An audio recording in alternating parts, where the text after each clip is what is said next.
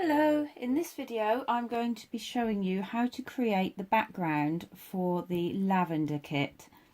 So you start off with your mount on top of your canvas and you draw around the inside of your mount so that when you take it off you can see that you've got your working area. And then what you do is you take your strips of fabric. I'm just going to pick you up and show you.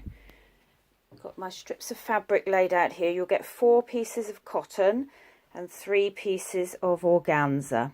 So I'm going to lightly spray the backs of those with 505 spray, and then I will attach them onto the backing fabric. I'll bring you over here a moment and pop you down while I do that.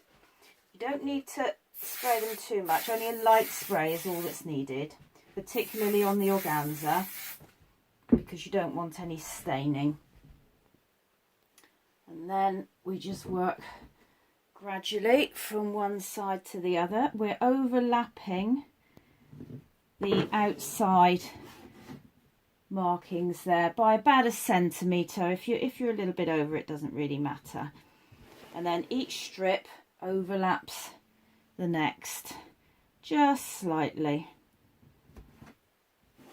like that, and like that. You can see then when I put the mount on that that's all nicely covered over.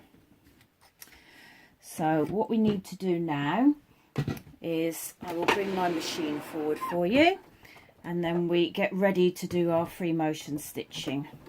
So as usual with free motion, we put foot down and bring the bottom bobbin thread up to the top before we start. Just give that a little tug to make sure that it's not pulling through. And then what we're going to do is just stitch down once to secure each of the joins. So we'll just stitch down here and then go across and up the next one, and across and down and across and up. So I'm just going to make sure that I'm set up rightly there, and off we go. And as usual, you need to go faster on the foot but slower on the hand, so that you get lots and lots of tiny stitches. It makes it much easier to get much smoother straight lines. I'm using a cotton thread, sewall thread, just a cream, because you don't really want these stitches to be seen.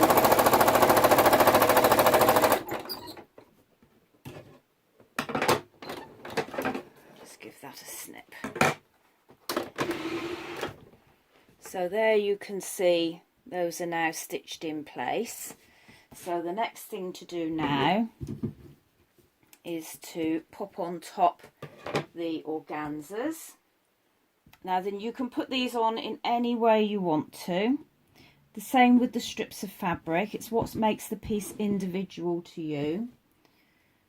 So I'm just going to pop these on here like this. But like I say, you can pop them in any order you wish. And also don't forget that you can use the backs of fabric as well as the fronts of fabric. In fact, that's quite effective when you do that. If you want something to be a bit paler, then just use the back of the fabric instead of the front. So I've placed those on there now, and I'm just going to offer those up to make sure I'm happy with that.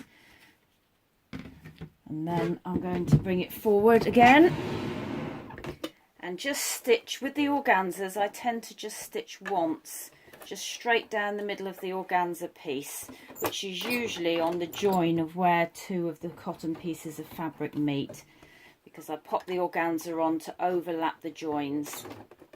It just makes things a little bit more smooth. So again, just using the cream thread, and again, fast on the foot, slow on the hand. Just remember